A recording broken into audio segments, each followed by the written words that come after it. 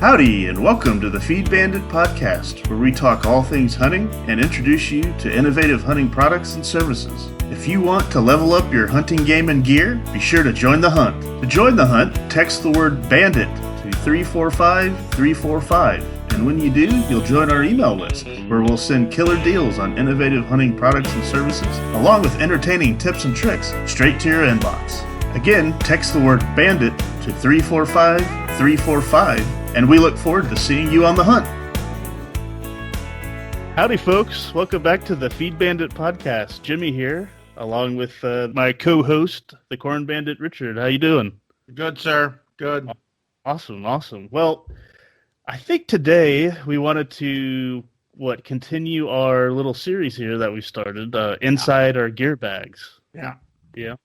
Oh yeah. And so this will be kind of, I guess, episode 2 of that series. The first one we started out talking about optics. So if you guys are interested in, if you hadn't heard that one or are interested in kind of hearing our views on everything from scopes to binoculars. I don't know. Did we talk anything about like rangefinders or anything? I don't know. We didn't talk about rangefinders, and that's probably because I don't know jack about them. We just kind of your eye. Rangefinders for rifle hunters, especially when you're in a deer blind, are a lot of fun because it's like, hey, let's go see how far that tree is that I just looked at 3 weekends ago. Hey, look, it's still 77 yards.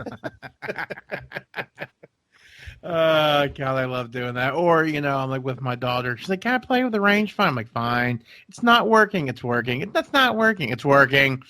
Then I have to, oh, God, anyway. When the battery runs out. Well, no, yeah, and she's like, I can't see. I'm like, don't put your eye so close to the thing. And then she's like, but what is that ground? I'm like, oh, yeah. So, I don't think we covered rangefinders, but yeah. Well, we just did. We did, yeah. Or we can come back later and do that. That's a rifle hunter's range for right. Yeah. Right. Yeah. But no, in this one, we wanted to talk about our bags. So if we're going inside our gear bags, we would be negligent not to just talk about, what are the bags that we actually use. And, it may sound like a dry subject, I guess, but I think there's some thought does go into it. Oh, yeah. At least it does with me. I know it does with you for sure. Oh, my God. I'm a bag lady. I freaking love bags. And it's great because, on the Sportsman's box, which I cannot wait, clock is ticking. I think we've gotten two bags, and it's great. I'll bring it down to Rancho Bandito, and it's like, yep, I knew it. I put all my crap for this particular trade or activity in that bag. It's perfect. So yeah, the more bags, the merrier for sure. Right. Yeah, and I've gone through. I think I'm on my third. I guess we just start with say your deer bag or your deer blind bag. Right. I'm on my third since I don't know, in the last probably 15 years really? Or whatever it is now. But that's because I've evolved and I've realized over time. You need more crap. Need more crap. I mean, I've gone up and down on the amount of stuff that I put in them, right. But I get to the point where I'm like, I need a couple more zipper or pouches or, different compartments and this, that, and the other. And I'm actually now on one that's, it has a lot of utility. It's kind of one of those, I don't know what you call it, like a bug out type bag. I don't know, tactical bag or whatever, but it's right. Has 8 million things you can do with it. Has 3 main zipper pouches where, let's see, in the main big pouch, of course, it has the slot for a water pouch. Oh, okay. So that's the nice. Hydration you want to use bladder thing. Yeah, the bladder, hydration bladder. Right. But no, in that big pouch, that big area, I'll keep the bigger stuff. Obviously my binoculars and you keep just kind of like what else do I have in there? Kind of just random things. I think other things I have in there. Of course, I have like a half a roll of toilet paper in there. Oh yeah. Just in case, you never know. So miserable. Yeah. So I guess that lesson 1. I mean, if you're putting together a deer blind, bag, I'm sure I'd put a little toilet paper in there. You never know. Sure. I mean, in case you get a runny nose, right? That's right. Actually, let me tell you. Well, especially for you and I with the cedar fever, I've used an entire roll. Oh yeah. Oh yeah, miserable. Yeah, I keep I have like a ski mask where it just covers your eyes and kind of the mouth are open, and I leave that in there. And it's funny. I originally had it in there for when it was cold in the deer blind, right? But now when I have the cedar fever, I'll use that mask to muffle my nose and everything. And it actually does a great job of muffling the sound. No, dude, that's freaking genius. I thought I was the only person in the world that did that because I've got a little neck muffler, which I hardly ever wear because it basically strangles me because I have a fat neck. And so I do the exact same thing. I literally will lay out the muffler and then I'll lay some. It's like I'm making a Subway sandwich, you know. I'll put some Kleenex in there and then I'll put it to my nose. And then I'll blow. I'm like, oh God, that's so much better. I feel so much better. You know, then 10 seconds later, I do the same thing. Oh yeah, it's dripping out of your nose again. 10 seconds. Yeah, later. God, maybe we're onto something. I think we need to go off the air and we'll the Seed Bandit nose blower. Who knows? Yeah. Man, this is great. We've invented our Google or our Yahoo right here. Well, and I purposely tested it with the deer like 5 yards from the blind. And the window open, and they didn't notice. Oh yeah, yeah. I mean, you could tell they were kind of like, but they didn't really move. Kept just kind of doing what they're doing. So maybe we are onto something. Interesting, very interesting. But no, in the middle pouch area is where it has like a lot of like zipper type areas and like sub pockets or whatever, and that's where I put in. I have a couple extra batteries for my flashlight. Right. I'll have some bags, some plastic bags in there for you never know if I need to put anything in them, meat or something. Sure. Depending on what we're gonna do. Hey, not to interrupt you. Go take one step back and talking about the flashlights. It just kind of reminded me, and I know we did a podcast right after this event happened. But last year, I did not do my due diligence, or not my due diligence. I was not prepared, and I did not test my flashlight, which I'm always real good at doing. In October, I'll make sure that thing has got fresh batteries and whatnot. And I did not do that, and I got stuck out there in the bush. And thank God my cell phone had enough battery to kind of get me through. But Jimmy said bring extra batteries. Totally agree. But more importantly, make sure the batteries you got in there are pretty damn fresh. Yep. That is for sure. Yep. Yeah. That would be, let's say you're in the deer blind and you're on the internet or something and your phone dies and you're thinking, okay, well, I have a flashlight. Right. Nope. Yeah. So. Trouble. Just did let's see, what else is keeping in there? A couple knives. I think I have a couple knives in there just for sure. You never know what you need in there. What I do have in that area is some distress calls. So if I get bored, I'm not seeing anything. You got the rabbit call and things like that. Never waste a good evening. Right. Never waste a good evening. If nothing is moving, I mean, and that's a good point. If nothing is moving, it could just be bad luck. God knows that's happened. But it also could be a sign that you've got a bobcat or a coyote or a Sasquatch or a mountain lion or something, saber-toothed tiger in the area. So, no, absolutely. Do the critters on your land a favor. Try to call it in and to blast them. Mm-hmm. Yeah, absolutely. And then what else do I have in there? Of course, your ear protection. Yes, it's a perfect pocket for that. Got to. And then just on that kind of outside pocket is where I keep things like my hunting license and if I have like my phone earbuds or something, put those in there, things like that. And so it leaves you a lot of room where you can put, a lot of other stuff in there. Sure. Sometimes I'll put a little 22 little pistol in there. Yep. You never know. It's funny. I keep meaning to do that. I keep meaning to keep either a 22 with me, or at least in the vehicle for, if you make, especially when you're hunting with kids, if they were to make a less than perfect shot to where you can go over there and quickly dispatch an animal. I've done it where you get within 5 yards and dial your scope down and shoot it right in the head. That's very loud, and it makes a big mess. Well, and it's kind of nervous shooting like that close. You're aiming at the ground, kind of. I did it one time, and I'll never do it again. It's really stupid. And then I've also done the ISIS version, which that's funny enough. That was with you, if you remember that. Oh yeah. Jimmy's first deer to ever see shot. This buck was God, what was he? He was, I think it was me 15, 35 yards, 40 yards away from us. Shot him right in the neck, blew him back.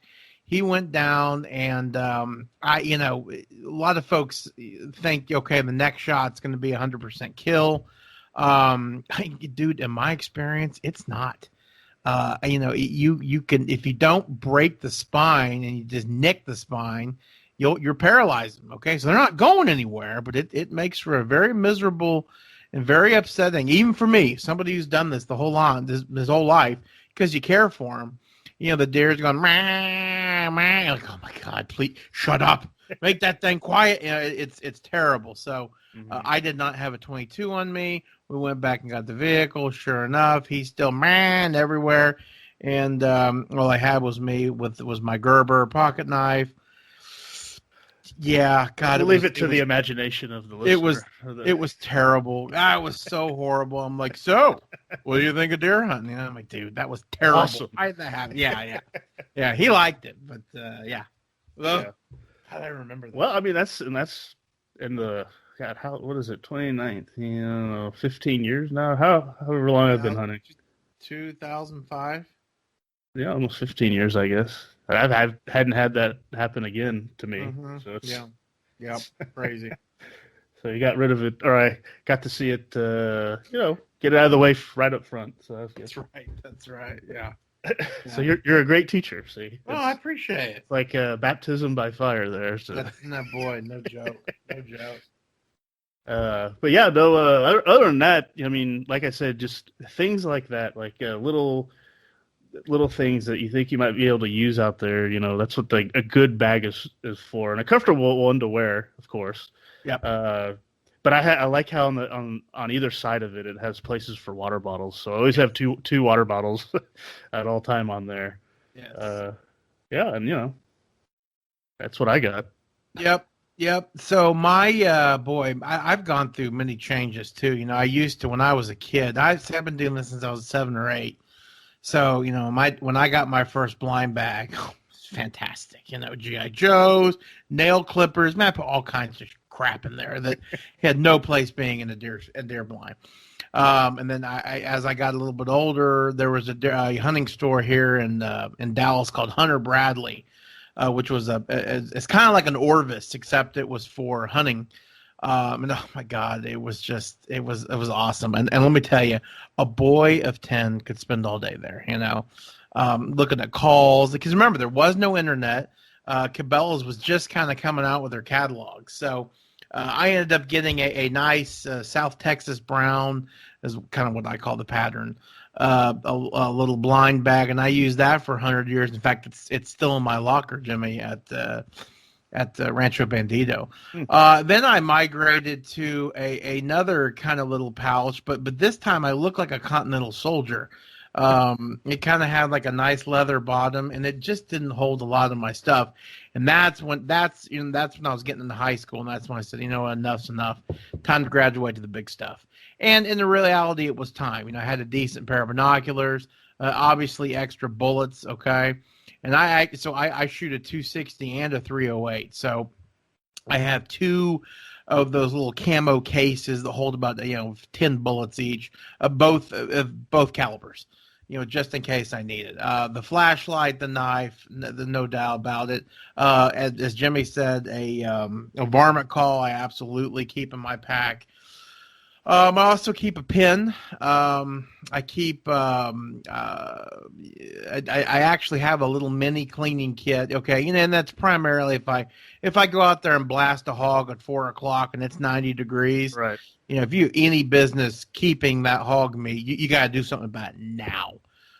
So I definitely have that in there. But I got sidetracked there. But the type of pack I have is more of a gigantic fanny pack. And it's kind of it's like a fanny pack, but it's got these straps on it, and it's made by Cabela's, and I freaking love it. I'm on my second one now. I really didn't need a new one, but my loving family is. What do you want for Christmas? What do you want for? I don't know. What do you want for Christmas? I don't know. What do you want for? I don't know. But I take a new pack. And it was great. So I got the pack for Christmas. Literally didn't touch the thing till August. But then I moved into it, and kind of like yours, it's got multiple compartments. This one I liked it a little bit better because it's got more pockets kind of on the outside, and it's got a little area where I got a little pouch through my sportsman's box to where I can put my GoPro in there, and then it's got a holder for a water bottle, which obviously is important. But what I really like about this pack is that on the top of it, it has 3 straps that you can cinch down. So obviously hunting in Texas, okay, early season, halftime we're in shorts still. All right, we're still wearing shorts and snake boots, but in the evening, sweating pretty good. Oh man, it's something fierce, But when the weather gets to where you can wear those what they call long pants, that's what they're called. Where you can wear long pants, right?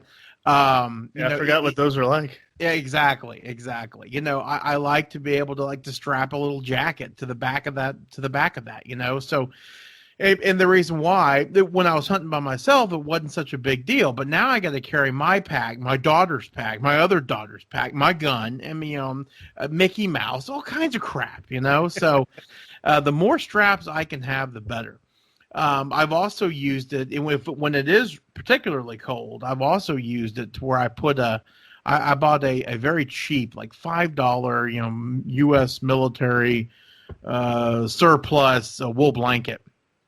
Obviously, very, very heavy duty. You can just destroy it. The thing will keep going. And I've actually strapped that to the back of it and used it in the blind when I've had multiple kids up there with me. So, it's fantastic, man. I really, really like it. It's also good for shooting sticks too. If you're out there in the bush and you're going to be hiking to location X. And again, if you're full of hands, okay, you just strap it to the back and you're in great shape. So, I really like it. It's always been it's been a really good pack for me. It does have a little chest piece too, so that if I was actually toting something of any significant weight for any long period of time, I could certainly chest or snap that to give me a little bit better leverage over it, I guess.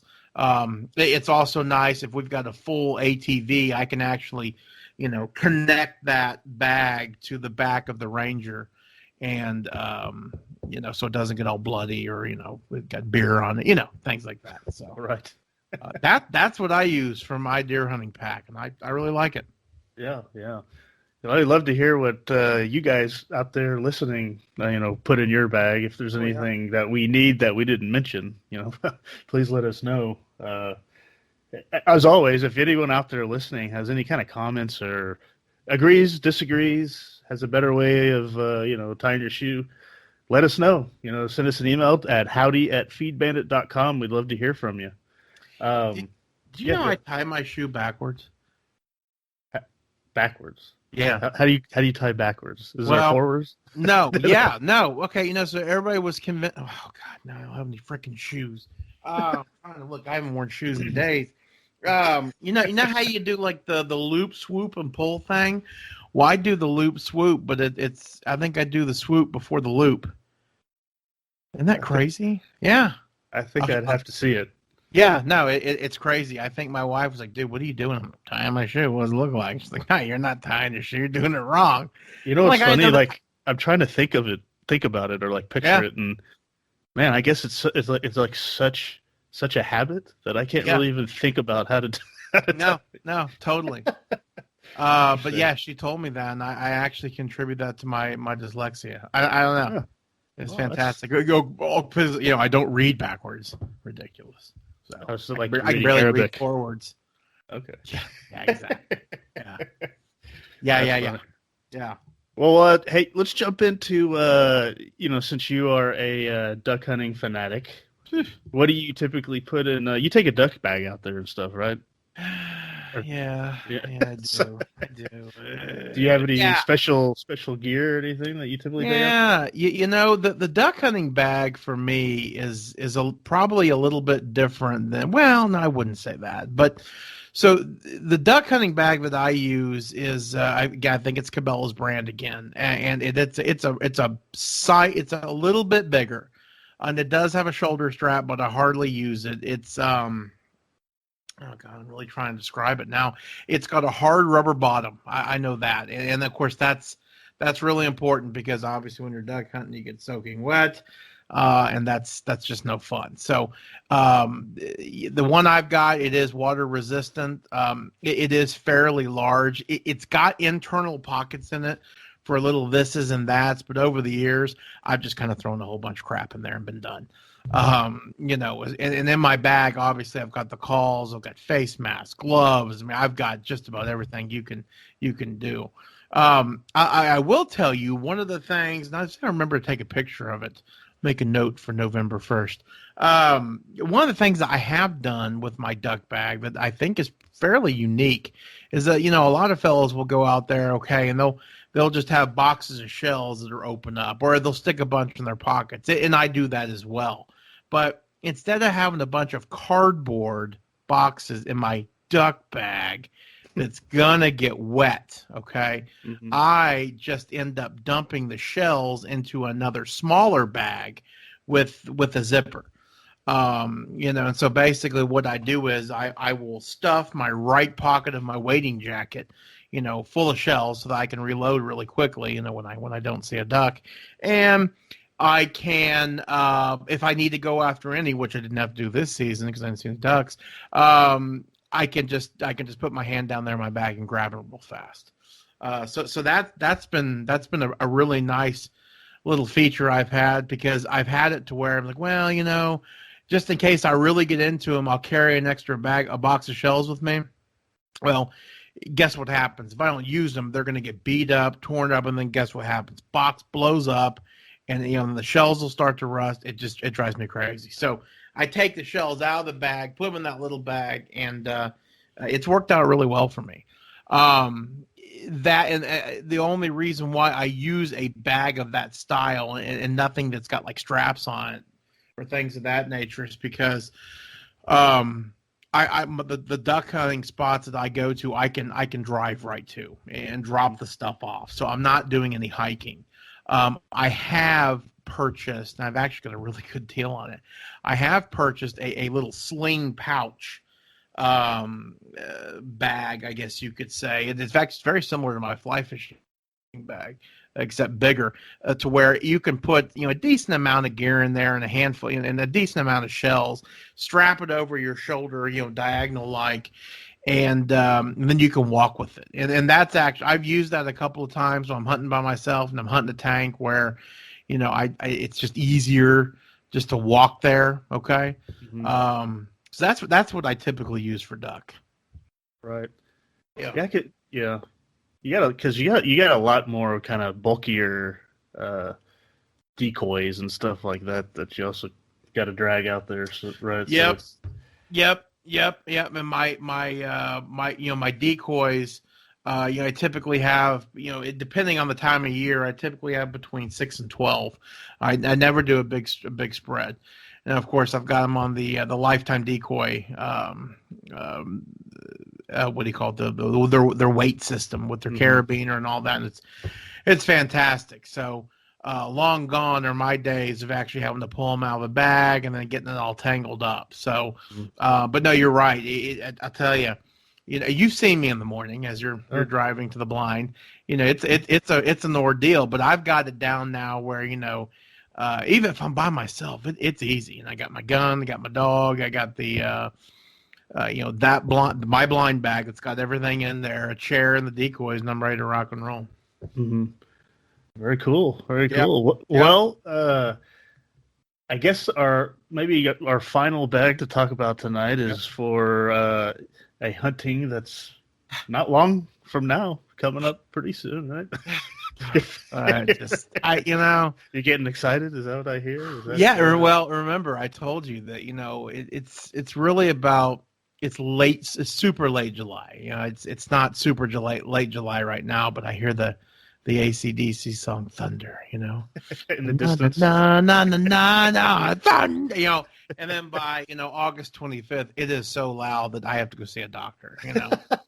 I have psychological problems, Doc. I need help. I'm so excited. So it's not ringing in the ears. It's it's in the ears. It's insane. Yeah. Well, up until I guess last year, or for me, I guess both of us last year. I don't know. Yep.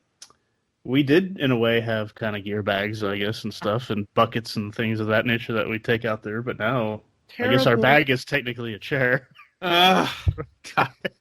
Seriously, it's our gear chair. Oh, it is so great. It's fan-frickin-tastic. Yeah, we've been using the. I guess this will be the second year for use of the Mac Daddy Caddy from Hunter's Edge. Yeah. I mean, the internet was a good invention. It's helped a lot of people. The Mac Daddy Caddy second. I'm serious. It's fantastic. Which, we can put a lot of stuff in there. But, if you don't have the Mac Daddy Caddy, you should check it out, by the way. Go to huntersedge.com or hunters-edge.com. Yep.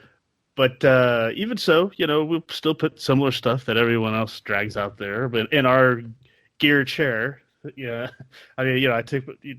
Like what's nice about it is there's a space for a box of shells or almost a case of shells really under the chair. Yep. And then there's all those pouches in the back and whatnot that pretty much can hold all your stuff. Right. Your Dove decoys, take them out there. Right. Oh, by the way, if people didn't know what we're talking, the bags we're talking about, the season was Dove, of course. Yeah. Oh God. Yeah. Yeah. But. The symbol of peace. Delicious. Love it. But you could put an awful lot of stuff in that chair. That's right. Just wheel it out there. Well, remember, it's got the cooler below it too. And it has the cooler, so a little slide-in cooler there. You keep your water cool, of course. And you got to have it. I don't care if you're in Alabama or Texas. I mean, if Alaska had a Dove season, it'd be the only place you wouldn't have to have a ton of water. But I think I managed to put about 10 bottles in there. And there have been days where I drank every freaking last drop of it, with ice. And didn't pee, right? Oh, yeah. Oh, no, exactly. It's like, Houston, we got a problem. Something's not filtering right here. The Mac Daddy Caddy has been something that has changed. I mean, I love dove hunting. I mean, every piece of it, whether I shoot a single bird or my limit, I just love it. But the only thing that frustrated me to no end, and it's more of, okay, call me lazy, whatever, what was gearing up. I mean, seriously, that's what it was. It's like, okay, I got to bring all my crap. I got my bucket. Inside the bucket, I've got empty water bottles. All right, I've got my shell bell. I mean, I have all this different stuff, right? And when I get out there, I mean, it's like Christmas. Let's go. I want to see what I got. And what's so great about the Mac Daddy Caddy is that, like Jimmy said, all your stuff is right there. Mm-hmm. And what I really loved about it, and then the first time I did it, I mean, I was giddy. I mean, all was right in the world until Tech lost the following day, and then that's just a whole nother ball game. But what was so cool is that after opening day, we came in and it was cocktail time. And, all of our poor friends who don't have the Mac Daddy Caddy. You remember this? You mean our poor jealous friends. Oh, God. They were sitting there just, wait for me before you crack that first beer. Like, no way. Because, what Jimmy and I did, we unload our Mac Daddy Caddy with our guns. Okay, two things. We brought it into the place. We bring them inside, okay? We wiped down our guns, and we took the cooler out below of our Mac Daddy Caddy, put it next to where we typically get water, and guess what? We're off to cleaning birds. We're done. Fantastic. Yeah. I love it. Yeah, it is nice. It is nice. And, just to be able to wheel, easily wheel your chair to your spot. It is. Too, It really is. And I'll tell you, we've made a science of kind of knowing where to sit at this particular tank at Rancho Bandito that we hunt. But but there are days where the birds aren't flying this pattern. They're doing this, or hey, it would be better if we did this, or another real instance is okay, Jimmy's hanging out over there. I'm over here. I've got my limit. Hey, Jimmy, come over to me. Well, instead of having to get a truck to go get all of his crap, guess what? He just wheels it on over, and he can come to where we are. Mm-hmm. And that may not seem like that big of a deal, but if you're a serious dove hunter, borderline fanatic like I am, it's huge. It is absolutely huge. So I'm excited to sit my butt down the Mac Daddy Caddy again. That's right. It'll be fun to redeploy. You know what? We need to reach out to him. He was at the Hunters Extravaganza last year. Yeah, I'm sure he'll be there this year. Oh too. Yeah. We'll definitely have to. We'll definitely stop by. Have a talk as well. Talk with everybody we've talked to over the last year or so. Yes. So that's going to be fun. That will be fun. Go to that. Yep. All right. Cool. What other bags or anything like that you want? Well, we got the something. Well, I mean, it's not really a bag. We got the turkey vest. Turkey vest, yeah, that's true. Yeah, I mean, more or less, Yeah. It's an active bag, right? I mean, it is. No, it really is. Yeah, that's a good one. Of course, get a good vest that allow you to carry your call. I like to one thing. I'll have a knife in there. I have some bags in there as well. For cleaning a bird out there. Yep. Let's see. What else do I have in that thing? Binoculars. I have a little cheap pair of binoculars that have actually helped me out. No doubt. A couple times. Nothing too big or anything. But how about your decoy? How about decoys? Yeah, decoys. I can slide in the back. That's slide behind me, so that's nice. Now that I use an actual low profile kind of. Right. Well, turkey chair. It's sold as a turkey chair, but you can buy them, just as regular low profile beach chairs. But that's nice. So I don't use my vest has the built-in cushion. Right. Which was fine too. I still wear the same vest, but what's nice is when I'm sitting in my turkey chair, it just gives me a little extra lumbar support. So I keep it just hooked up basically. Yep. But yeah, in the back, I could just slide the decoys back there, so that's nice. Because obviously, if I'm walking, I have my gun on one shoulder and that chair on the other, right? Which can be kind of inconvenient. But I think we talked about this in a past podcast. Man, that chair is a lifesaver for me. Yeah. I sat in my dad's. Yeah. That when I shot that Jake, God, it was. I might be hooked. Well, now the new turkey vest have got that little kickstand type thing in the back. Yeah. And I'm actually going to, it's funny we're bringing all this up. I was scanning through my day job calendar and I saw a little entry in November that says, "Ask for new turkey vest for Christmas," which is great because I blessed my. Family's always asking me, "What do you want? What do you want?" And of course, I say nothing. But now I actually have something. I'm like, "Yes, here, buy me this." Right. Yeah, and it's not super expensive. Right. Let's see. And I keep what I like about mine is I use a slate call. Yes. So it's actually built to put two of those my mind just went blank. The wood pieces. Strikers. Striker, yes. Yeah. In there, along with a little place for the slate itself. Oh, so always carry an extra striker. And let me tell you, for those of you who do not have experience turkey hunting, carry an extra striker that works. All right. Not all strikers are the same. Not all strikers work the same on the slate call. I cannot tell you how many I've got. My one slate call that I've had for 1 billion years, and only the kind of the fatter wood strikers work. Mm-hmm. Nothing else does. So make sure when you got a backup, make sure it works. If you get stuck out there with something that's I mean, might as well go home and make yourself a vodka soda and make me one too. On that note, sounds like a good place to stop. I agree. Time to make a drink. I'd love to. Thanks everybody for listening, and everyone out there, see you on the next podcast. Have a good one.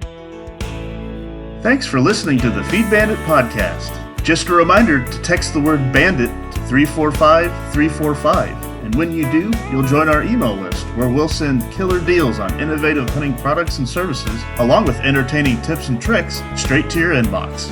You don't want to miss out, so again, text the word bandit to 345-345, and we look forward to seeing you on the hunt. Until next time, have a good one, and remember to support your local feed store.